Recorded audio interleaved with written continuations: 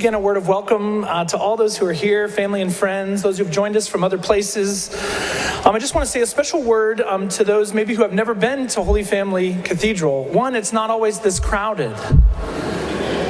We have space on Sundays. We'd love to have you. So if you're maybe just coming to Mass, maybe for the first time in a long time, or you've never been to the Mass of the Catholic Church, or maybe you're just moved to town, whatever your circumstances, I just simply want to say, if you do not have a church, Holy Family can be your church. We would love to have you. Obviously today, this Sunday, and every Sunday for the rest of your life. It's a beautiful place to pray. You're hearing beautiful music, wonderful, special, hospitable people. You're going to hear some, subpar homilies from time to time. We would just love to have you. So again, those who maybe do not have a church or haven't been to church in a long time, we're so glad you're here, and we want you to come back anytime this Sunday and beyond. Over the last, probably 20 or 30 years or so, it seems like there's been a lot of literature, a lot of social media posts about the war on Christmas. There's this sort of controversy of what you can say to people out in public, whether you can say Merry Christmas or whether that's offensive or not, or what. I don't tend to get into those debates, but I'll simply say that there are two main kind of threats to Christmas. One is just secularism.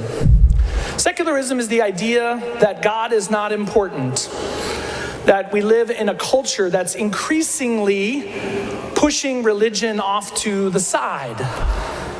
Increasingly, people don't need God as much as they used to. The practice of the faith seems to be dropping in some places. What I've noticed, I've been in Holy Family for 5 months, and this place is growing. We're seeing the opposite of secularism right here in this place. As of right now, we have a little over 80 people who are in the process of becoming Catholic this Easter. We had to move it out of a little small room downstairs into the big room. We even had to move coffee and donuts to a different place. We see Bible sales at an all-time high. We see studies coming out, especially about young men who are becoming more religious than they have in a generation. So while secularism seems to be growing, it also shows great signs of hope, that it's not maybe growing as fast or might not be growing at all. But that's one of the threats to Christmas. Another threat to Christmas is just consumerism. We've all felt it. You go out and you buy tons of stuff, and sort of your Christmas just sort of becomes all about the stuff. It was a good Christmas if you got what you wanted, and it was a bad Christmas if you didn't. That consumerism can affect us all. So, secularism, consumerism, two great threats to Christmas. But there's a third. There's a third threat to Christmas. And it's us. It's us. I wonder sometimes if we've kind of become bored by Christmas.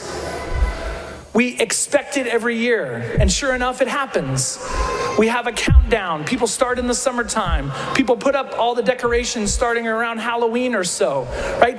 This thing that happens every year, and we can fall into the trap, you and I, of kind of becoming bored by Christmas.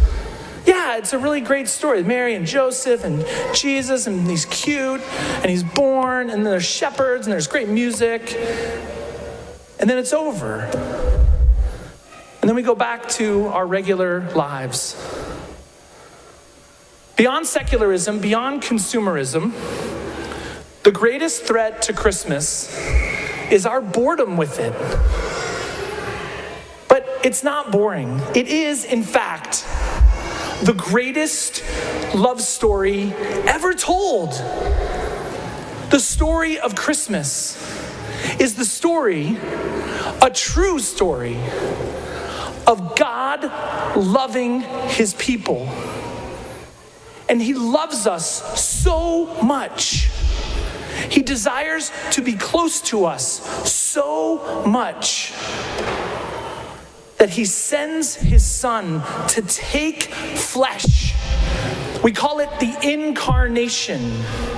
God taking on flesh. That's what we celebrate at Christmas. It's not boring. It's in fact the best love story ever told. God, out of love for you and me, knowing that we are sinners, knowing that you and I fall short all the time, knowing that you and I cannot save ourselves as much as we try, as much as we fall into this trap of self-reliance.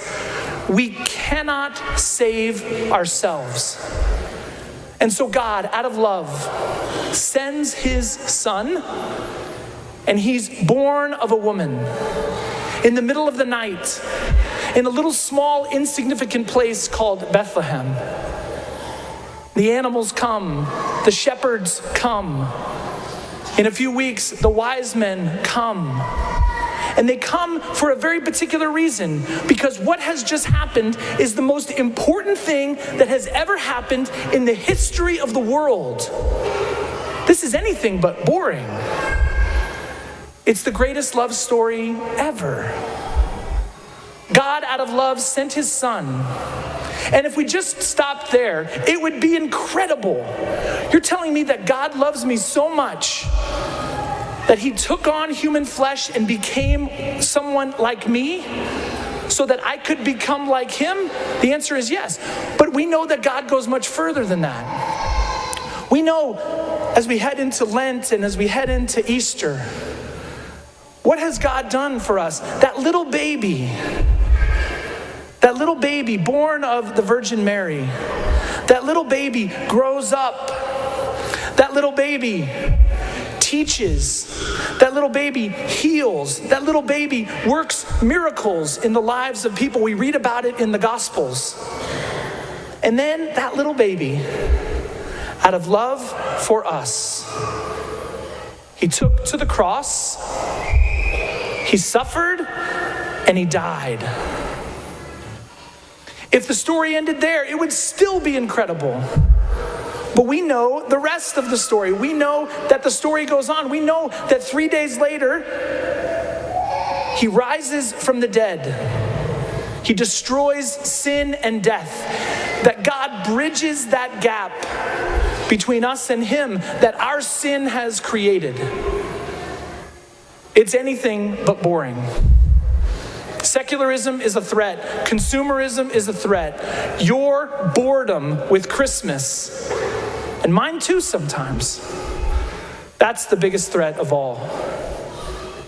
And so it's my hope that as you are here today at this Mass, as many of you come forward and receive Holy Communion, as you receive Jesus Christ in the Eucharist, that little baby who came to us and went to the cross and died and rose again, that same Jesus comes to us in every single Mass.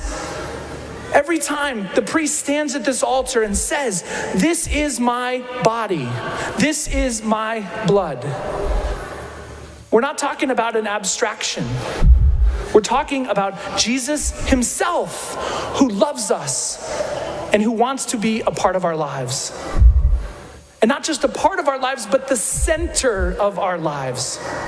And so this Christmas is a beautiful opportunity, a fresh start for us all.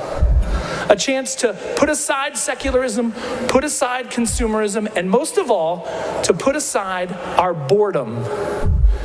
To put aside everything that would hold us back from a deeper relationship with the Lord as we head into the new year. It's a beautiful time of year. The music, the readings, the decorations, the presents, all of that wonderful and great. But what is it all about? It's a love story between God and his people. He comes to us as a child, born in the middle of the night, born of the Virgin. He comes to us out of love, the greatest love story ever told. May you and I embrace it this Christmas, truly live it throughout this Christmas season, and bring that joy in our hearts that only Christ can bring out into the world, badly, badly, badly in need of God's love. Merry Christmas.